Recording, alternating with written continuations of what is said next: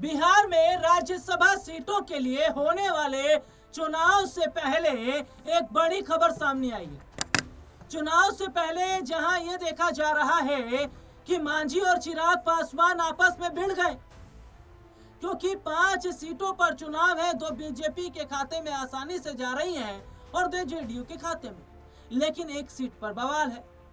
यहां मांझी ये चाहते हैं कि उस एक सीट पर उनके उम्मीदवार को आगे भेजा जाए राज्यसभा के लिए, लेकिन चिराग पासवान की ये सोच है कि उनकी मां रीना पासवान को भेजा जाए। और यहाँ चिराग पासवान का दबदबा थोड़ा ज्यादा है, क्योंकि वो प्रधानमंत्री नरेंद्र मोदी के अनुमान कहे जाते हैं। अब सुनिए कि कैसे बिहार राज्यसभा चुनाव में एनडीए से 2-2 हाथ करने के लिए अब आरजेडी तैयार है। क्योंकि यहाँ पर अगर मैं बात करता हूं तो जो विपक्ष के हैं उन्हें 6 विधायकों की जरूरत है, और 5 तो जैसे ओवैसी के हैं और 1 बसपा का है, तो ये किंग मेकर की भूमिका में है, और 3 चाहिए सत्ता पक्ष को। तो देखिए, बिहार राज्यसभा चुनाव में एनडीए को वॉकओवर देने के मूड में आरजेडी नहीं है। बिहार के प्रमुख विपक्षी दल राष्ट्रीय जनता दल ने राज्यसभा चुनाव लड़ने का फैसला किया है। इसके साथ ही राजद राज्य में सत्तारूढ़ राष्ट्रीय जनतांत्रिक गठबंधन के राज्य से सभी 5 सीट पर बिना किसी मुकाबले के जीत हासिल करने की कोशिश को चुनौती देगी। पटना में लालू यादव के आवास पर आयोजित केंद्रीय और राज्य संसदीय बोर्ड की बैठक में फैसला लिया कि पार्टी के नेताओं ने इन चर्चाओं पर चुप्पी साध ली कि लालू प्रसाद के बेटे तेजस्वी उम्मीदवार हो सकते हैं। तेजस्वी को लेकर बात हो रही है कि क्या उन्हें भेजा जा सकता है क्या। हालांकि इस पर लालू यादव कुछ बोल नहीं रहे, लेकिन अंदर खाने ये बात चली। अभी तक क्या चल रहा था? अभी तक चल रहा था इना शाह को भेजा जाएगा, शाहबुद्दीन की ओर। लेकिन अब यहाँ चर्चा तेजस्वी यादव को लेकर होने लग गई है।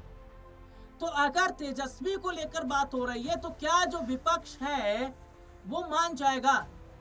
सुनिए, आरजेडी की बैठक के बाद विधायक भाई वीरेंद्र ने पत्रकारों को बताया केंद्र और राज्य दोनों संसदीय बोर्ड ने राष्ट्रीय अध्यक्ष और राष्ट्रीय कार्यकारी अध्यक्ष तेजस्वी यादव को राज्यसभा चुनाव पर निर्णय लेने के लिए अधिकृत किया है। यह फैसला लिया गया है कि हम चुनाव लड़ेंगे। वरिष्ठ नेता एवं पूर्व केंद्रीय मंत्री कांति सिंह ने कहा, हम राज्यसभा चुनाव जरूर लड़ेंगे। जब उनसे पार्टी के पास आवश्यक संख्या बल न होने के बारे में पूछा गया तो उन्होंने जवाब दिया, तो क्या हुआ?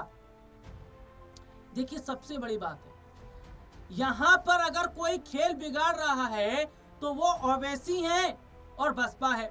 देखिए, असदुद्दीन ओवैसी की मैं बात करूंगा कि असदुद्दीन ओवैसी शायद इसके लिए तैयार ना हो, क्योंकि गौर कीजिएगा बिहार के विधानसभा चुनाव से पहले ओवैसी ने शर्त रखी थी। उन्होंने कहा था कि भैया हमें अपने साथ मिला लीजिए गठबंधन में। उस वक्त क्या हुआ? तेजस्वी यादव ने कहा, छोड़िए ना, हमारे पास अपना ही वोट बैंक बहुत है, हम आसानी से अपना मुसलमान वोट बैंक निकाल लेते हैं। तो ऐसा रहा था रुख उनका तेजस्वी का, और बिहार चुनाव के नतीजे आए, सबने देख लिया कि कौन कितने पानी में है।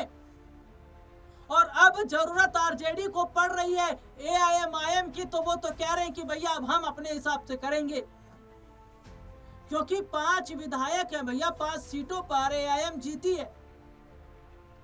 और एआईएमआईएम ये चाहती है कि हमारा जो सदस्य है वो राज्यसभा जाए। सुनिए, अगर 6 की मैं बात कर रहा हूं, विपक्ष को 6 की जरूरत है, और अगर क्रॉस वोटिंग होगी तो भी खेल बिगड़ना यहाँ पर तय है, क्योंकि सत्ता पक्ष को 3 की जरूरत है। तो यहाँ पर ये देखा जा रहा है कि क्या वाकई बहुत बड़े हद तक बड़ी गलती तेजस्वी यादव ने कर दी। बिहार के विधानसभा चुनाव से पहले लगातार ओवैसी ने उनसे साठगांठ करने की कोशिश की, गठबंधन करने की कोशिश की, लेकिन ओवैसी को नकारा गया। तो असदुद्दीन ओवैसी ने सोच समझकर उन्होंने अपने विधायकों को उतारा और इसका फायदा उन्हें मिला। तो ऐसे में माना जा रहा है कि तेजस्वी यादव को राज्यसभा भेजने की जो बात हो रही है, क्या इस पर ओवैसी मान जाएंगे? क्योंकि अब तो पाला जो है या जो गेंद है वो सीधा सीधा तेजस्वी के पास है। वो सीधा सीधा किंग मेकर की भूमिका में आ गए वो और बसपा। तो ऐसे में माना जा रहा है कि क्या तेजस्वी जो सोच रहे हैं वो सपना उनका सपना रह जाएगा, क्योंकि वो बड़े स्तर पर अब राजनीति करने की सोच रहे हैं। क्योंकि लंबा वक्त उन्होंने बिहार विधानसभा चुनाव के अंदर दिया है। और गौर कीजिएगा कि अखिलेश यादव की मैं यहाँ पर बात करता हूँ तो अखिलेश यादव ने भी एक लंबा वक्त यूपी विधानसभा चुनाव में दिया, यूपी विधानसभा में दिया, और उसके बाद उन्होंने लंबी पारी खेली, सांसद बने और सीधा लोकसभा आ गए। और यही तेजस्वी कर रहे हैं कि काफी समय हो गया बिहार विधानसभा में आपस में टकराते हुए वो राज्यसभा की सोच रहे हैं। हालांकि आरजेडी तमाम बड़े बड़े दावे कर रही है, लेकिन उन दावों का क्या, ये तो दावे बिहार विधानसभा चुनाव से भी पहले कर रहे थे कि भैया हम तो सरकार में आएंगे, सरकार आएंगे और सत्ता बनाएंगे। लेकिन जो बुरा हाल बिहार में इनका हुआ आरजेडी का, ये हर कोई जानता है।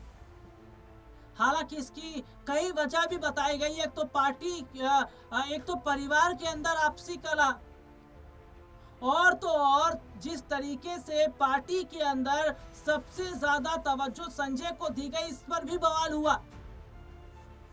जहां तेज प्रताप यादव ने सवाल संजय पर खड़े किए थे, जहां रोहिणी आचार्य ने संजय पर सवाल खड़े किए थे, कहा था कि ये तो भैया घर के भेदी हैं। और तेज प्रताप ने तो जयचंद कहा था कि भैया ये वही जयचंद है जिन्होंने पार्टी और परिवार को बर्बाद किया। लेकिन इसमें गलती क्या लालू यादव की नहीं है, क्योंकि लालू यादव तो ये बात जानते थे ना कि संजय को बड़ी भूमिका देना क्या ये सही रहेगा। चलिए ठीक है, तेज प्रताप को निकाला तो निकाला, लेकिन रोहिणी आचार्य जिसने अपने पिता को किडनी दी, उस पर तमाम सवाल खड़े हुए। और ये तक कहा गया कि भैया लालू परिवार के लोगों की हैसियत ही नहीं है पार्टी के अंदर जितनी संजय रखते हैं। और तेजस्वी का करीबी संजय को बताया गया। और सबसे बड़ी बात है, देखिए क्या सारथी बने थे बिहार चुनाव में आरजेडी का संजय। यह देखकर बौखलाई हुई थी लालू फैमिली। तो ऐसे में माना जा रहा है कि क्या ये सारी गलतियां ही हैं जो आज आरजेडी को इस हालत में लेकर आई हैं। अब दो हाथ करने की जो बात हो रही है, वो कितना सफल तेजस्वी उसमें होंगे ये तो आने वाले वक्त में पता चलेगा। लेकिन जो सपना राज्यसभा की ओर देख रहे हैं तेजस्वी, वो पूरा हो पाएगा। फिलहाल इस प्रोग्राम में